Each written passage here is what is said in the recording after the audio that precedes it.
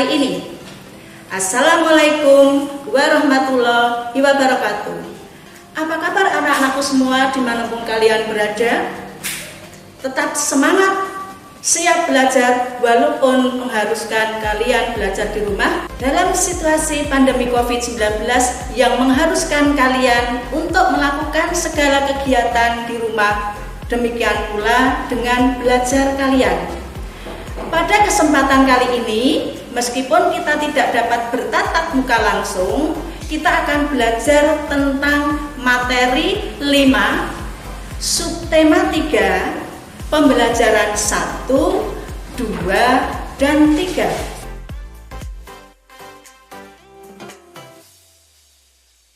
Tujuan pembelajaran ini yang akan dicapai meliputi 1.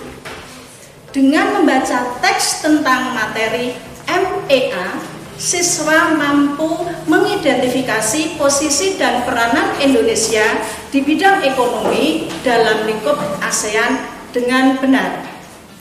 2. Dengan melakukan percobaan, siswa dapat menjelaskan tentang medan magnet dengan benar.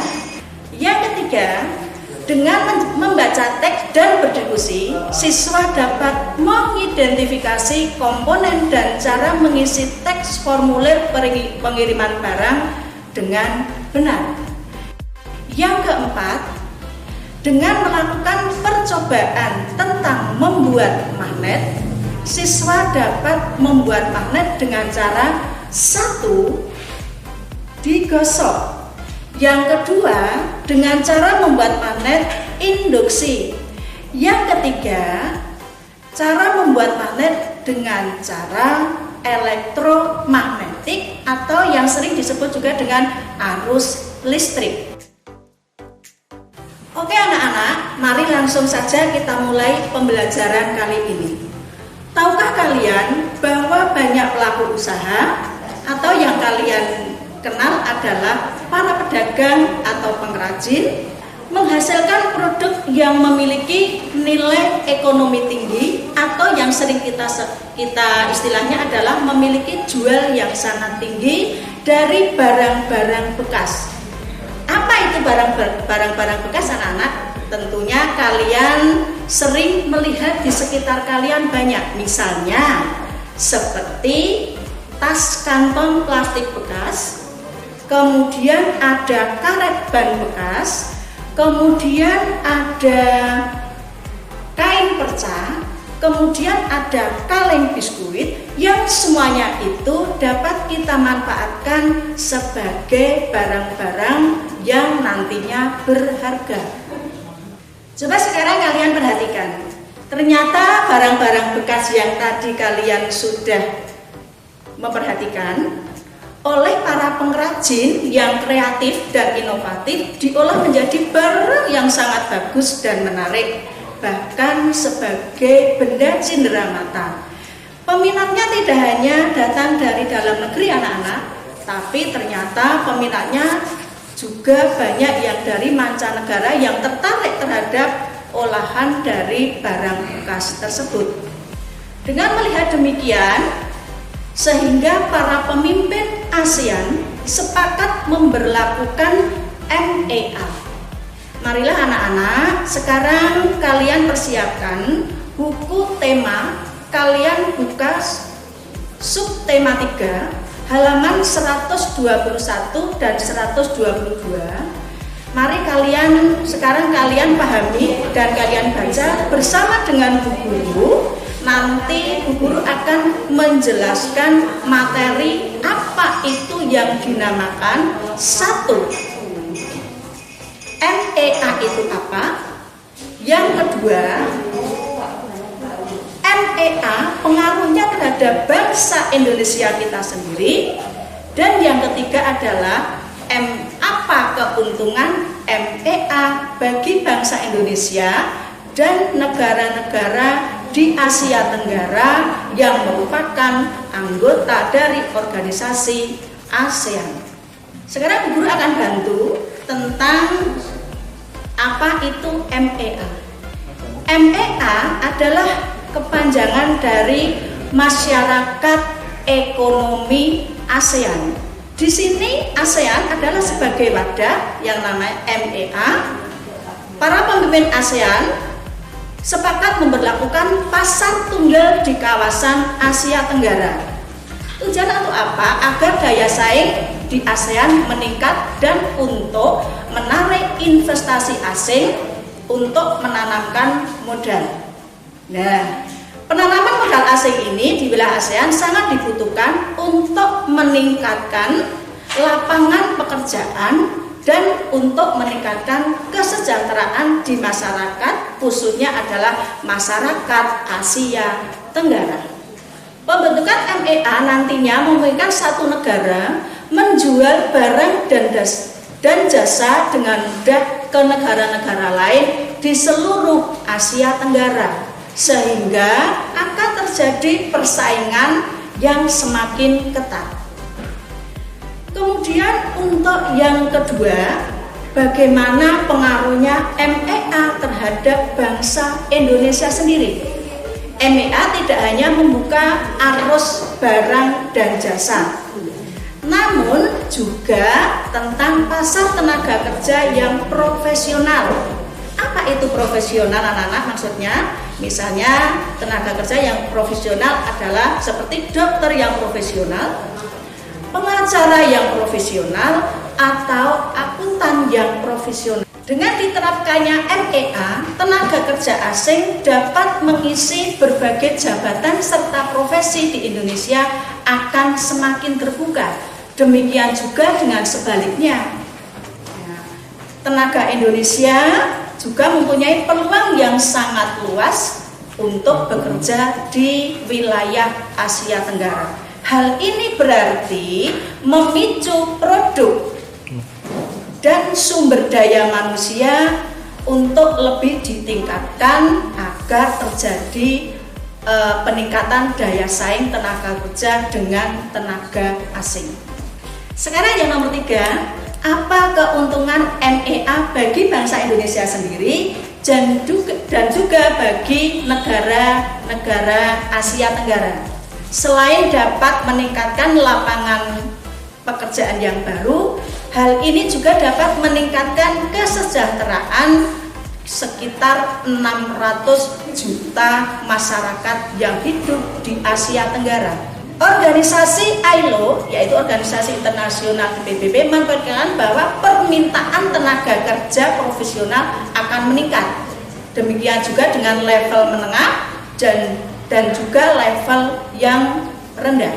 Setelah kalian mempelajari tentang MEA, selanjutnya kalian jawab pertanyaan di situ di buku tema 5, subtema 3, kalian buka 122 sampai 123. Jangan lupa tetap minta bimbingan orang tua. Kalau ada materi yang kurang jelas, bisa kalian tanyakan kepada bapak dan ibu guru kalian yang ada di sekolah masing-masing. Sekarang kita lanjutkan pembelajaran anak ya. Anak-anakku semua dimanapun kalian berada, MEA juga membuka peluang bagi usaha kecil yang sedang berkembang. Salah satu contohnya adalah dengan membuat cenderamata untuk para wisatawan. Sekarang ayo kita pelajari tentang cenderamata yang terbuat dari magnet. Cenderamata itu dapat ditempelkan pada benda-benda yang terbuat dari logam yang ada di rumah kalian, yang sering kalian lihat misalnya di pintu-pintu kulkas. Nah, gambar-gambar cenderamata bisa kalian lihat. Di sini ada beberapa contoh cenderamata. Karena kita belajar tentang negara Asia Tenggara, maka di sini ada beberapa contoh dari cenderamata yang terbuat dari magnet. Tahukah kalian bahwa magnet mempunyai medan? Apa yang dimaksud dengan medan magnet? Ayo bersama-sama dengan guru kita melakukan percobaan. Jangan lupa kalian tetap minta bimbingan orang tua dan bertanya kepada bapak ibu guru kalian di sekolah masing-masing.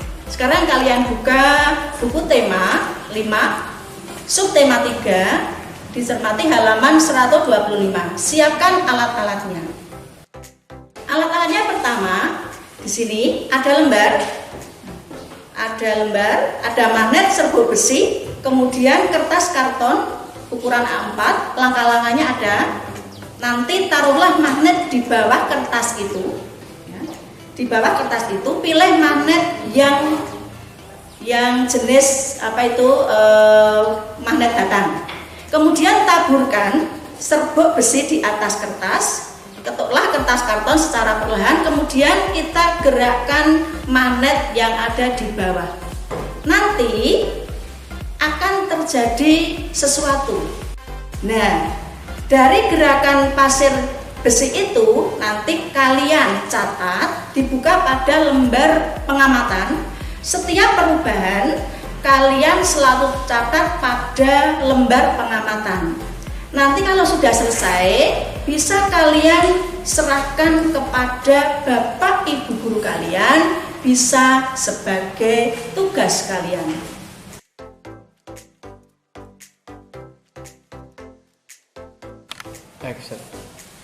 Setelah melakukan percobaan medan magnet, sekarang kalian dapat mengetahui dan menyimpulkan apa itu medan magnet. Lihat, medan magnet adalah daerah atau wilayah yang dipengaruhi oleh gaya magnet. Medan magnet ini tidak dapat dilihat anak-anak, namun dapat digambarkan. Nah, ini Bu Guru memiliki penayangan tentang gambar. Di situ ada garis-garis halus yang mengitari dari magnet batangan. Nah, gambar-gambar itulah yang disebut dengan medan magnet yang ada di sekitar magnet. Di atas, di bawah, di samping kanan, di samping kiri. Dengan demikian, besar medan magnet tergantung dari kekuatan magnet. Artinya, kalau kalian memiliki magnet yang lebih besar, maka medan magnetnya juga semakin besar. Kita lanjut ya anak-anak. Masih semangat anak-anak? Nah, ayo kita belajar lagi. Banyak usaha kecil dan menengah mengirim barang-barang kepada konsumen menggunakan jasa kurir. Biasanya sebelum barang dikirim, penjual mengisi formulir terlebih dahulu. Sekarang kita bersama-sama berlatih menjadi tokoh. Ada yang menjadi tokoh penjual, ada yang menjadi tokoh pengirim. Mengapa? Supaya anak-anak nanti lebih paham di dalam mengisi formulir pengiriman barang. Kita lihat di situ, guru memiliki formulir pengiriman barang dalam negeri. Kamu isikan hati-hati sampai pada tanda tangan. Kalau sudah kamu isi, nanti bisa kalian tugasnya kamu serahkan kepada Bapak Ibu kalian, atau kalian bisa menjawab lembar yang lain, menjawab pertanyaan tentang formulir pengiriman barang dalam negeri.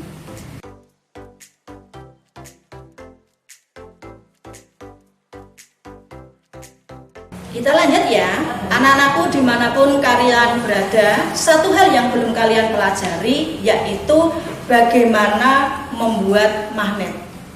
Ternyata magnet dapat kita buat sendiri. Bagaimana caranya? Sekarang kalian buka buku tema ya, kita akan melakukan percobaan membuat magnet dengan cara digosok, dengan cara induksi, dengan cara arus listrik. Kalian siapkan, dibuka halaman 146. Di situ, nah ini ada gambar cara membuat magnet dengan cara digosok. Langkah-langkahnya, guru tidak usah menjelaskan. Langkah-langkahnya bisa kalian baca pada buku tema 5 halaman 146. Jangan lupa tetap minta bimbingan orang tua. Nanti kalau sudah selesai, selanjutnya kalian isi pada lembar pengamatan. Kemudian untuk yang kedua, membuat magnet dengan cara induksi. Kalian buka buku tema 5 halaman 148 sampai 149. Di situ terdapat langkah-langkah cara membuat magnet dengan cara induksi.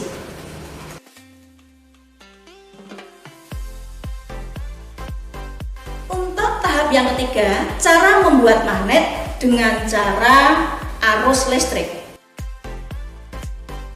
Buka buku tema lagi, halaman 150. Di situ ada langkah-langkahnya, alat dan bahan. Kalian lihat, cara percobaannya tidak hanya satu kali anak-anak. Bisa satu kali, juga dua kali, tiga kali, bahkan 5 kali, sampai betul-betul kalian melakukan percobaan ini, kalian merasa menemukan hasil yang sangat memuaskan. Setelah itu, kalian isikan pada lembar pengamatan, bisa diserahkan nanti sebagai tugas kepada Bapak Ibu guru kalian.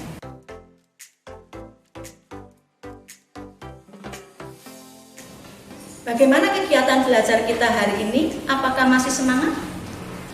Apakah sudah kamu pahami materi yang Ibu guru sampaikan? Atau ada yang belum kalian pahami? Kalau bisa, tetap minta bimbingan kepada orang tua, bertanya kepada bapak dan ibu guru kalian untuk memahamkan materi yang sudah Ibu sampaikan. Dan itu sebagai, jangan lupa, itu sebagai tugas-tugas untuk dikerjakan dan dikumpulkan kepada bapak dan ibu guru kalian. Anak-anakku sekalian, kiranya yang Ibu sampaikan cukup sekian dulu. Kapan-kapan kita dapat berjumpa lagi. Salam untuk anak-anakku, khususnya kelas 6 yang ada di Kabupaten Batang. Jangan lupa kalian tetap belajar, kalian tetap menjaga kebersihan, dan tetap semangat, ceria, dan happy. Assalamualaikum warahmatullahi wabarakatuh.